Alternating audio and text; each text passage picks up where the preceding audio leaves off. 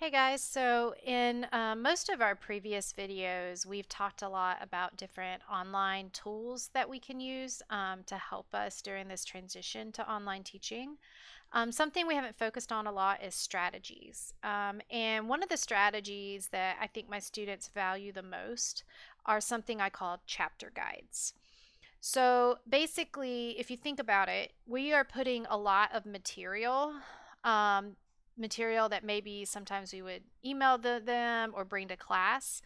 Now we're putting those materials directly onto the course Moodle page, such as videos and readings, uh, quizzes, and other assessments. And it might be hard for students to recognize what to do in what order, where to start or where to move next, and what is essential and what is sort of supplemental material. Um, so the guide maps that I've created for my students sort of help them see what is the order of material and what resources do they need to do for what assessments, and then how do those align with our objectives. Again, this is not something that you have to do. This is just something that I find is a helpful strategy for my flipped classes that will hopefully also help me as we transition online. So here's an example of one of my chapter guides from my intro chem class.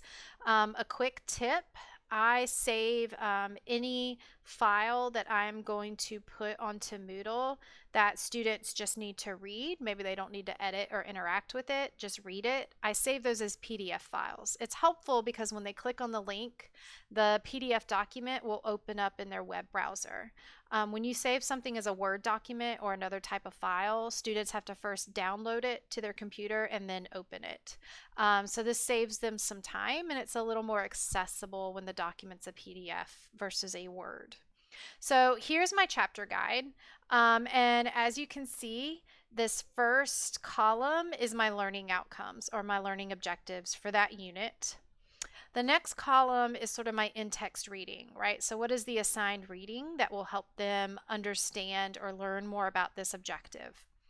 Then, because of my class, they had a lot of pre-class activities. These are other resources that they needed to either watch or interact with. Mostly it's videos that I wanted them to watch before they came to class. And then in class, we did sort of these in-class activities. And these were usually simulation activities that we would interact with, or group inquiry learning activities that they would do as a group. So now that we're transitioning online, they're going to be doing sort of these activities more on their own. Just personally for my classes, I am doing still synchronous class times in the normal class schedule. So if we met on Mondays and Wednesdays at 2 before the transition, we're still going to keep meeting on Wednesdays at 2. But instead of holding lecture at that time, I'm just going to have question answer sessions. I think if I tried to hold synchronous lectures at this time, students who had Wi-Fi issues or were competing with their siblings with the computer, or the internet went down in the middle of the lecture, I think that would create a lot of anxiety and stress for our students. That is just sort of unnecessary. So it is going to cause the students to be a lot more independent and a lot more intrinsically motivated to stay on the work themselves. Again, this is what's going to make the chapter guides really super helpful. So they have sort of the activity or the worksheet that they're going to do in order to help them better understand the concepts at a deeper level. And then I had additional practice problems from the textbook that they can do for additional help as they prepare for the test.